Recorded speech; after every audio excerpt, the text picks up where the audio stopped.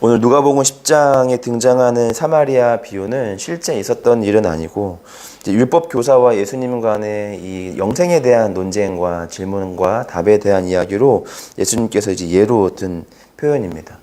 어느 한 사람이 강도를 만나게 되어서 이제 거의 죽어가는 형태로 이렇게 죽어가고 있었는데 그 곁을 지나가는 3명의 무리들이 있었지만 결국 그들을 도왔던 건 사마리아 사람이었고 제사장과 레위인은 그것을 알아보았지만 결국 그냥 지나갔다라는 이야기로 결국 우리의 진정한 자리와 우리가 가지고 있는 이 평생의 책임이라는 것이 무엇인가를 다시 한번 좀 돌아보게 됩니다. 오늘 비유에서는 이 3명의 가상인물이 등장하게 됩니다. 3명은 모두 제사장, 레위인, 그리고 사마리아 사람입니다. 그들 모두가 이 어떤 나름대로의 어떤 여정 속에서 이 길을 걸어가다가 이 강도 만난 자, 그러니까 오늘 본문의 30절의 말씀을 보면 거의 죽은 상태, 그러니까 거의 죽은 것을 버리고 갔더라 이렇게 되어 있는 거 보니까 아마도 이렇게 거의 시체처럼 보일 정도로 굉장히 좀 낙루한 그런 상태로 있었던 사람이었던 것 같습니다. 그런데 레위인도 또 제사장도 모두 지나갔지만 사마리아 사람만이 그를 살폈다라는 오늘의 이야기입니다. 특별히 레위인이나 이 제사장이 나쁜 의도라기보다는 그들이 이 사람들을 살피지 못했던 나름의 이 합리적인 핑계가 있습니다. 바로 그것은 뭐냐면 이 레위인들과 또 제사장들이 특별히 이 부정한 것, 또 이 제사를 집례하기 전에 이 부정한 것을 만지면 안 되는데 특별히 사람의 시체는 동물의 시체보다 더 큰 기간 동안 부정한 상태로 임하기 때문에 동물의 부정한 상태를 만지면 뭐 한 3일 정도이지만 그러나 이 사람의 시체를 함부로 만지게 되면 그 배 이상의 7일 동안의 부정한 기간이 됩니다.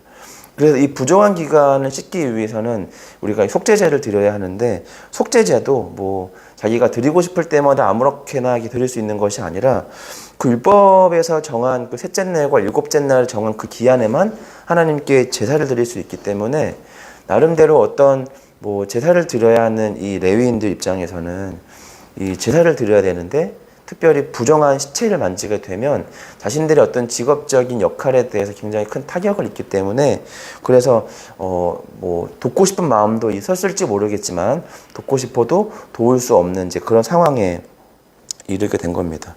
아이러니한 건 사람을 살리기 위한 직업으로 부르심을 받은 이 레위인들과 제사장들이 결국에는 그 사람을 살리기 위한 직업과 그 일 때문에 죽어가는 사람을 살릴 수 없다라는 그 아이러니한 상황에 빠졌고 오늘 본문에서는 그러면 진정한 강도 만난 자는 그것이 단순히 어떤 직업으로 그들의 이웃이 될 수 있는 것이 아니라는 걸 우리가 오늘 말씀을 통해서 보게 됩니다. 사마리아 사람은 유대 사회에서도 가장 차별받고 인정받지 못하는 직업인데 그런데 그들의 이웃이 되는 건 어떤 민족성 또는 어떤 거룩성 또 어떤 직업 그런 것이 아니라 실제적으로 도움이 필요한 사람들을 도울 때 참 이웃이 될 수 있다라는 걸 성경은 우리 가운데 말해주고 있습니다. 메인 이 주제는 아니지만 우리가 말씀을 이렇게 보다 생각을 해보게 되면 우리가 삶의 어떤 우연 속에서 만나는 비극에 대한 태도를 통해 우리 어떤 시면에 깊이 가라앉아 있는 우리 내면의 실력을 살펴볼 수 있는 것은 아닐까라는 생각을 이 본문 속에서 좀 생각해 보게 됩니다. 이 성화의 이 시작은 의식이지만 성화의 완성은 어쩌면 무의식의 변화인지 모르겠습니다. 우리가 의식적으로는 말도 꾸며낼 수 있고 또 우리가 의식적으로는 또 이렇게 행동도 좀 꾸며낼 수 있지만 그러나 그 무의식까지는 꾸며낼 수 없습니다. 이렇게 가끔 이제 TV나 유튜브에서 이렇게 뭐 시민들이나 또는 연예인들을 이렇게 관찰 카메라를 하면 내가 저런 행동을 했어? 뭐 내가 저런 말을 했어? 이렇게 해서 자신의 모든 행동을 자기가 인지하고 기억하고 행동하는 것은 아니죠. 자기가 인지하고 생각하고 말하고 하는 부분도 있지만 그러나 어떤 부분은 자기가 그냥 무의식 중에 말하고 행동하는 부분들도 있다라고 하는 겁니다.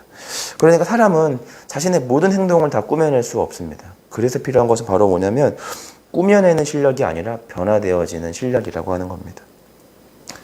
우리가 어떤 성화의 시작은 그래 내가 말도 좀 이쁘게 해야지, 남들도 좀 사랑을 좀 베풀어야지, 맞아 내가 그런 부분이 좀 부족해, 내가 그런 부분들은 좀 잘하지만 그래도 그러한 부분이 좀 이렇게 많이 확장되면 좋을 것 같아 라고 생각은 하지만, 성화의 시작은 그렇게 우리가 의식적인 변화의 시작일지 모르겠습니다. 그러나 이 성화의 마지막은 우리가 미처 인지하지 못했던 무의식까지도 온전하게 변화하는 겁니다.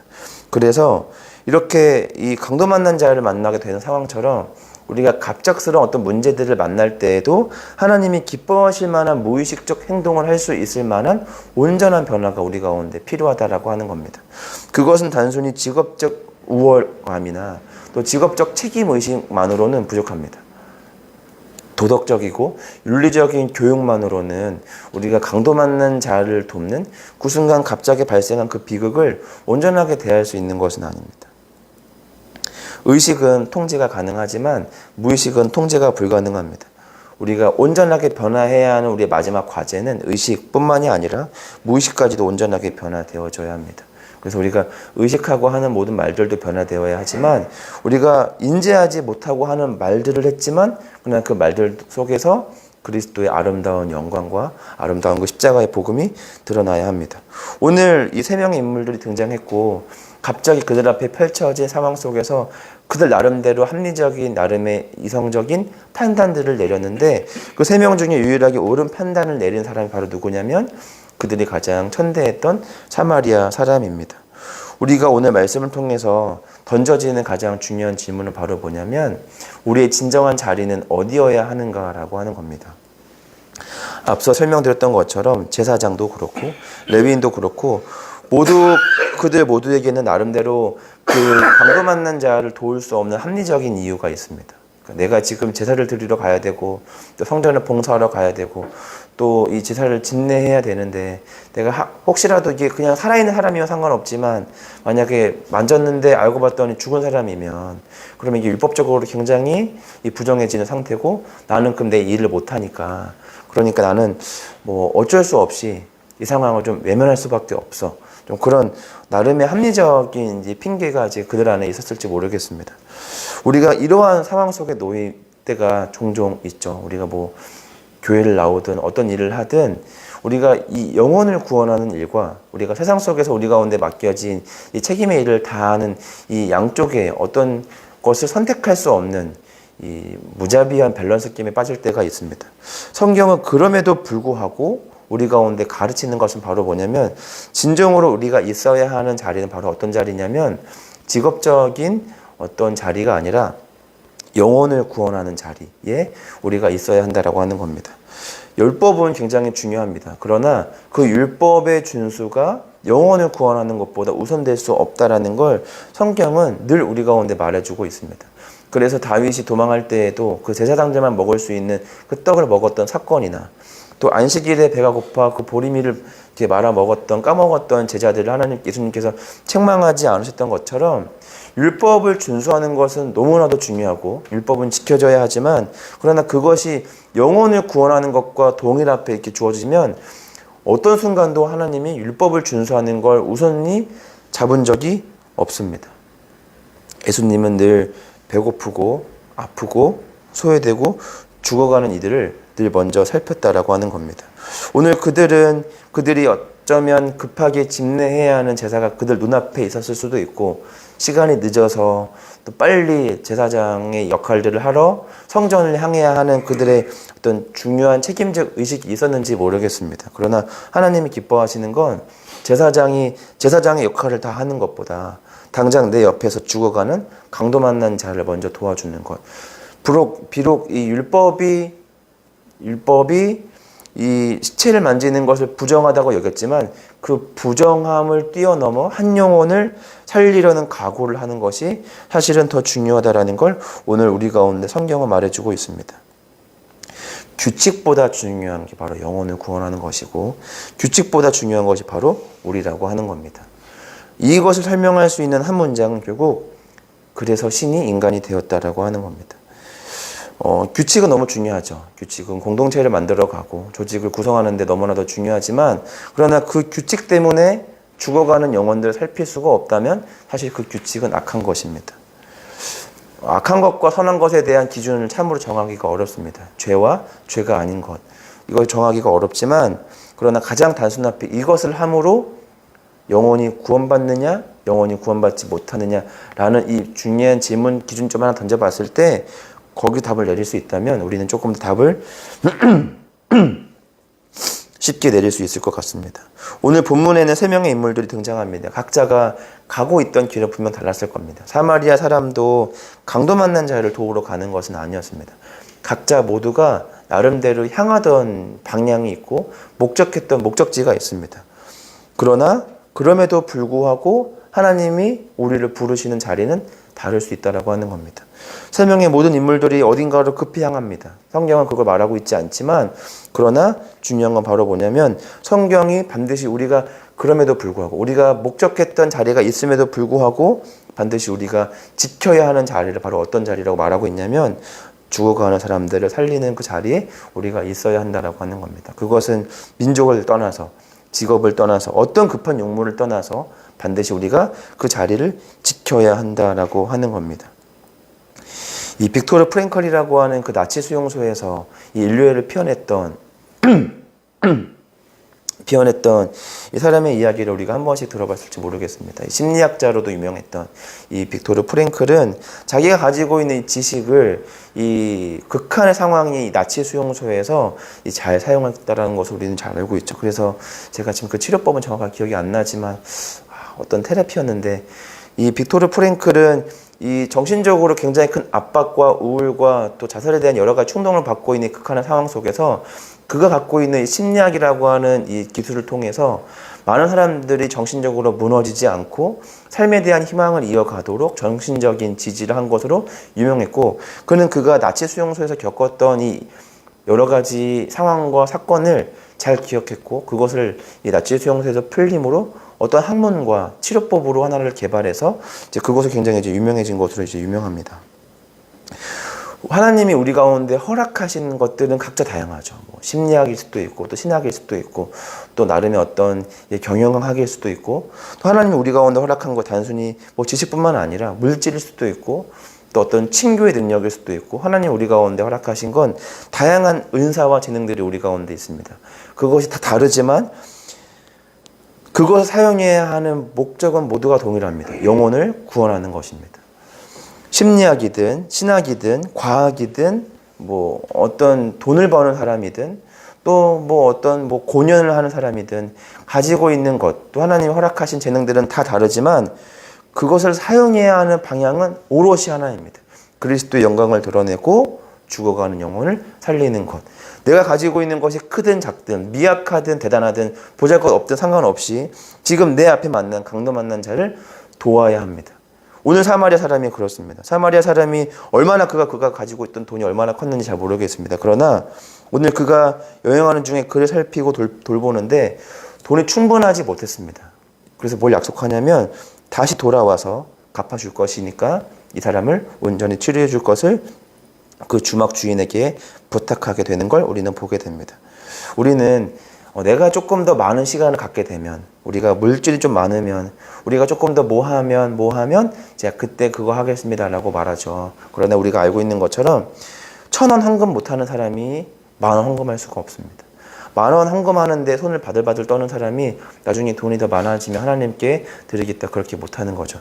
지금 내 앞에 주어진 작은 자유시간조차 하나님께 드리지 못하는데 생명을 주님께 드리겠다 그것은 말이 안 되는 이야기입니다.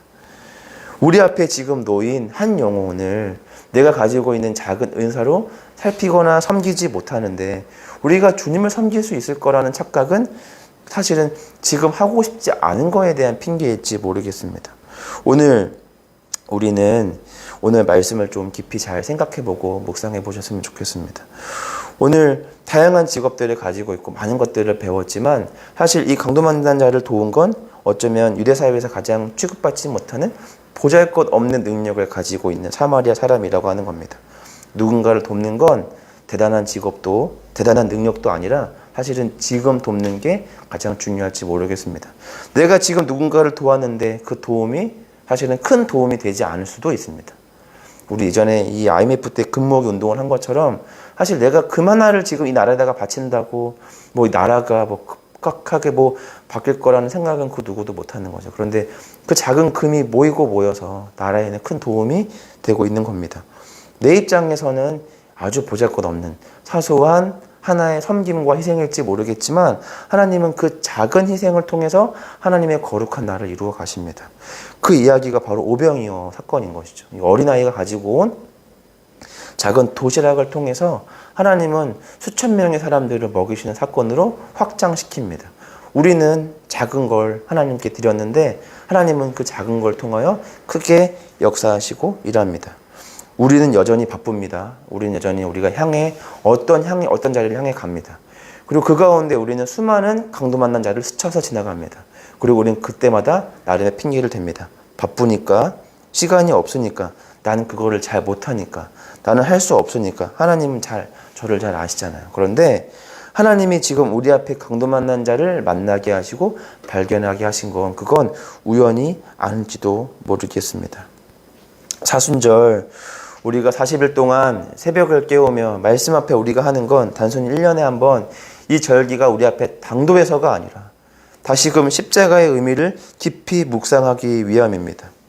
저마다 교회에 나오든 학원에 나오든 학교에 나오든 저마다 목소리 높여서 이 교육은 변화되어야 돼. 이 학교는 변화되어야 돼. 이 교회는 변화되어야 돼. 그렇게 많은 것들을 변화되어야 된다고 주구장창 이야기는 하지만 많은 사람들이 정작 자신들의 변화되어야 될 점들을 많이 못 봅니다. 사순절 십자가의 복음이 우리 가운데 말하는 것은 세상을 바꾸기 전에 먼저 십자가의 복음으로 먼저 우리가 변화되어져야 되는 부분들은 없는가? 성경 우리 가운데 그렇게 말하고 있습니다. 십자가는 그 십자가를 누군가에게 지도로 만드는 것이 아니라 십자가를 우리 가운데 먼저 지라고 말하고 있습니다. 예수 그리스도께서도 제자들에게 그 십자가의 도를 가르치시기 전에 먼저 그분이 그 십자가를 지시고 골고다 언덕을 오르셨습니다. 이 사순절 때로는 부담되고 꼭 그렇게 하는가라고 생각이 들지 모르겠지만 사순절 우리가 깊이 생각을 해봐야 되는 건 이 십자가를 다시금 배우고 다짐하고 내가 포기하고 외면했던 그 십자가가 무엇인지 다시금 돌아봐서 그 십자가를 지는 것입니다. 더 이상 이제 우리가 십자가를 누군가에게 지우도록 만드는 코디네이터가 아니라 내 앞에 주어진 그 십자가를 크든 작든 지시는 우리 모두가 되기를 바랍니다. 이사야 53장에서는 예수님을 굉장히 비참한 존재로 묘사합니다. 멸시받고 고통받는 자의 모습으로 묘사하는데 참으로 아이러니한 것은 그 능력이 있으신 분을 참으로 보잘것없이 이사야 53장은 비참하게 묘사한다라고 하는 겁니다. 때로는 세상에서는 내가 이런 능력이 있는데 내가 이런 대접을 받아야 돼? 우리 세상은 그렇지 않죠. 세상은 그 능력에 걸맞게 대접합니다. 그런데 성경의 이 원리는 그 능력에 걸맞지 않게 세상에서 취급받을 수 있다는 겁니다. 그게 예수 그리스도가 우리 앞에 보여주신 십자가의 복음의 완성입니다. 세상은 이만큼의 능력이 있으면 이만큼의 대접을 받고 이만큼의 능력이 있으면 이렇게 대접을 받아야 되는 것이죠. 그런데 성경은 이만큼의 능력이 있으면 때로는 이렇게 보잘것없이 취급받을 수도 있고 이것밖에 안 되는데 이런 사람처럼 취급받을 수도 있다라고 하는 겁니다. 내가 이런 능력을 갖고 있는데 내가 이것밖에 안 돼? 그런 생각을 가끔 우리가 갖게 된다면 예수 그리스도의 삶을 다시금 우리가 깊이 묵상해 보시기를 간절히 바랍니다. 너무 높은 곳에 있으면 낮은 곳이 안 보일 때가 있죠. 우리가 이렇게 63빌딩이나 또 이 남산타워나 이렇게 전망대에 보면 사실은 그 밑에서 무슨 상황이 벌어지는지 잘 보이지 않을 때도 있습니다. 이게 보면 평화로워 보이죠. 다 잘 굴러가고 있는 것처럼 보이는데 정작 그 안으로 돌아오면 이게 만만치가 않죠. 인생이라는 게. 예수 그리스도도 저 하늘 저 높은 보좌에서 우리를 그저 관망하며 그분의 신적 권력으로 우리를 구원하지 않으시고 그 높은 보좌에 앉으신 그분이 직접 인간의 몸으로 이 가장 낮은 곳에 오셨습니다. 우리도 높은 수준에 있을 수 있습니다. 그러나 우리가 그곳에만 머물러서 이렇게 무릉도원처럼 이렇게 신선처럼 이렇게 신선 노름하실 것이 아니라 예수 그리스도께서 그 신적 모든 권력을 포기하시고 가장 낮은 곳에 오신 것처럼 우리도 가장 낮은 곳에 오셔서 지금 우리의 도움이 필요한 강도 만난 자들은 없는지 살펴서 지금 내가 할 수 있는 것은 아주 보잘것없고 이것이 도움이 되지 않을 것 같다라고 느끼더라도 그것을 향해 도움을 내밀 수 있는 우리 모두가 되기를 바랍니다. 그럴 때 우리는 진정한 생명과 소망과 희망을 주님 안에서 발견하시게 될 겁니다. 우리가 이 위대한 믿음의 길에서 흔들리지 말고 그리스도의 복음과 말씀을 충성되게 지키며 살아가는 우리 모두가 되기를 간절히 소망합니다. 우리 함께 우리 기도의 자리로 나아가겠습니다. 주님, 오늘도 하나님의 거룩한 나라의 가치를 담대하게 실현할 수 있는 믿음과 용기를 허락하여 주시고, 특별히 강도 만난 자를 살필 수 있는 내가 되게 하여 주시옵소서. 어떠한 핑계도, 어떠한 율법도 죽어가는 영혼을 구원하는 것에 우선될 수 없음을 우리가 알게 하여 주시고, 우리 교회의 이 가장 중요한 핵심 주제처럼 필생, 영혼을 구원하고 내가 주님 앞에 살아나고 또 내 죽어가는 사람들을 필생시킬 수 있는 한 영혼이 될 수 있도록 우리 이 사마리아와 같은 이 세상의 진정한 이웃이 되는 교회, 진정한 이웃이 되는 성도가 될 수 있도록 하나님 함께하여 주시옵소서. 두 번째로는 우리 사순절 공동체 회복을 위한 기도를 하고 있습니다. 가정과 일터, 교회와 나라를 위해 기도하고 있는데, 분열하고 있는 이 가정이, 일터가, 교회가, 나라가 쪼개어지지 않고 그리스도의 복음으로 이 접착되어질 수 있도록, 하나가 되어질 수 있도록 하나님 함께 하여 주시고, 특별히 이제 우리 부활절 고백 예배가 이제 2번 앞으로 남았습니다.